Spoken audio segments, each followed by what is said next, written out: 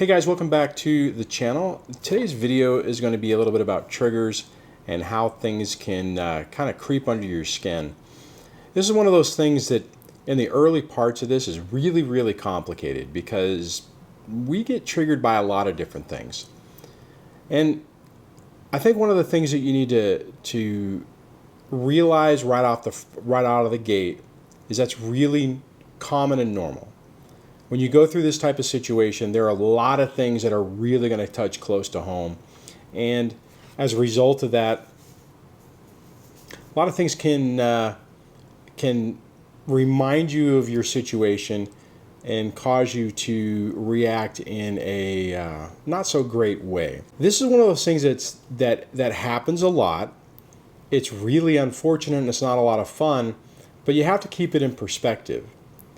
Now, there's two parts about triggers that are really complicated. The first one is the direct things that happen because of what you're going through, whatever that situation is. So, I mean, if it's something that really touches home, like money, that can be a direct tie to something. But the other part of this are triggers that you don't know where they're coming from. That things happen and you're reacting emotionally to, and you can't figure out why. You're like, man, why am I acting like this? Oftentimes those are directly related to past childhood trauma. Oftentimes it's also called complex post-traumatic stress disorder. And the problem with that, as opposed to normal PTSD or having something that really triggers you, like let's say another example is vehicle, right? You see your ex's car and you have that emotional response because it reminds you of them. This gets more complicated whenever something happens and you have a response and you don't know why. You don't know why it happens. You're watching a movie and something happens and the next thing you know, you're either getting angry or maybe even just crying about it. And you can't figure out why. Oftentimes, that is coming from deep-rooted childhood trauma that was never resolved when you were younger. I know when I had those situations, it really messed with my head because I didn't understand why I was reacting as profoundly as I was.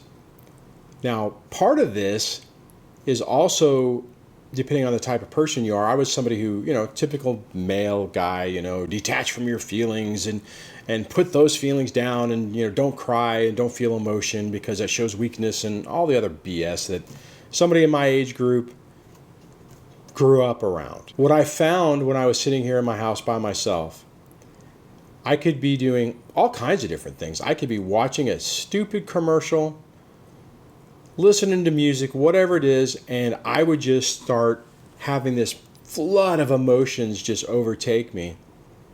And I didn't understand what was going on.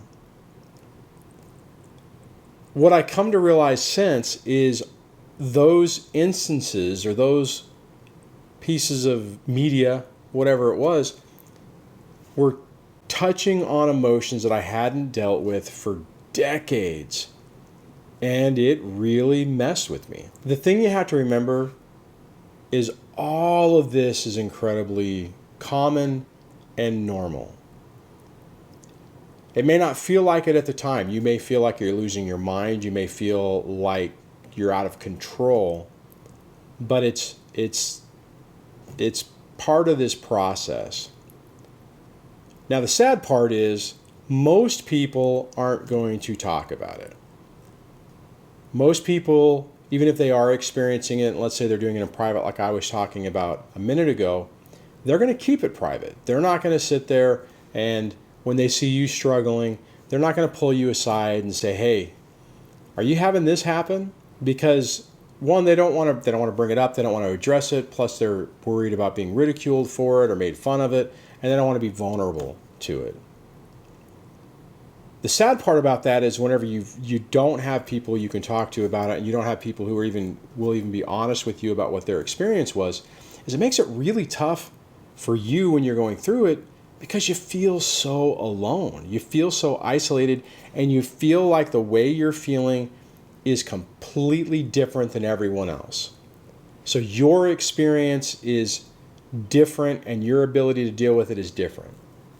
Now, one of the things that really bugged me in that stage is that reoccurring thought in my head, like, oh my God, I'm never going to get over this.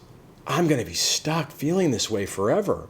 It's unfortunate because I didn't have anybody that I could talk to say, hey, Duane, that's normal. You've been through a traumatic experience. You're dealing with deep-rooted childhood trauma. And as a result of that, all of this is going to affect you for a while. It's really sad because I really wish more people could talk about it and feel open about it.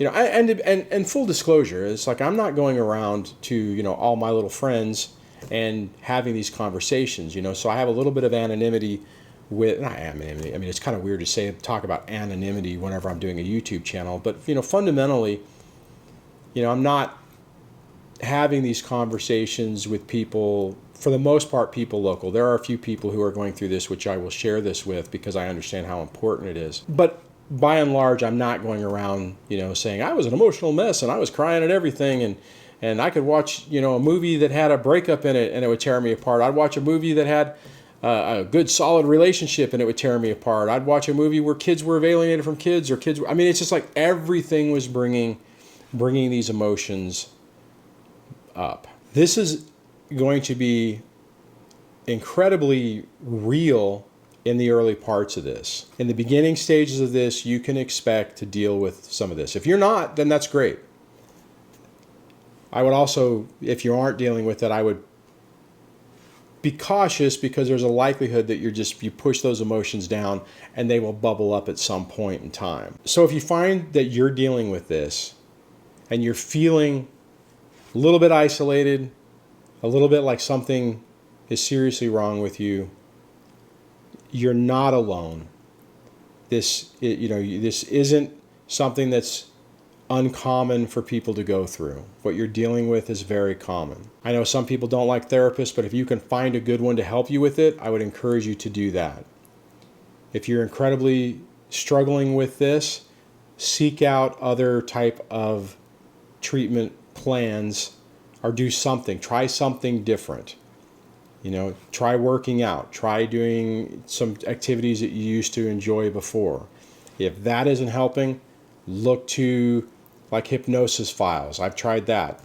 If that isn't working, try EMDR. If that isn't working, try DBT. Try different things. You owe it to yourself to go down this little rabbit hole and find your way back out of it. The key is when you heal from this, when you really process those emotions and that pain and all those past issues, they don't bother you anymore. They don't trigger you anymore. You're not going to watch a movie about a parent and a child and get emotionally affected by it because it reminds you of your childhood. And whenever your kids are going through something and it reminds you of what you went through as a kid, you're not triggered and traumatized or re-traumatized by that as well. You owe it to yourself to work through these issues, to break free from it. And that's the key. If you don't work through these, you don't break free from it. I know that this is scary and traumatizing,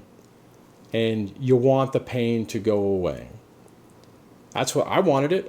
That's what I wanted. I wanted this to go away. I didn't want to feel this anymore. I didn't want this to be dragging me down anymore. The problem is, at least for me, maybe your story is different, but all of our stories are incredibly common. But for me, I couldn't get away from it. Until I worked through it, I couldn't get away from it. It was tough. It was really tough. This was not the easiest thing in the world to do. It was really hard. It's hard to confront your demons. It's hard to confront your past. It's hard to take that look and realize that you had some serious issues in your past.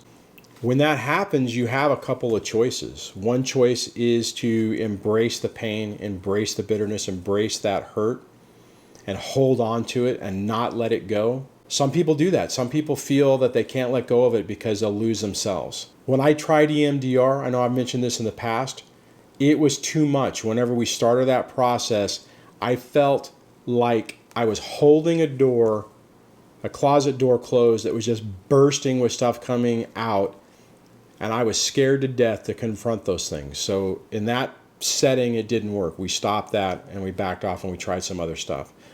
But by going through those things, it takes the power away from them, and it gives you your life back. It's like hitting reset. It's like formatting the hard drive and starting new. You don't have any of that old stuff on there that you have to make room for. You can move past it. So again, you're not alone on this. Hunker down. You're going to get through this. I know it's a lot of work. You're not alone. You are absolutely not alone on this.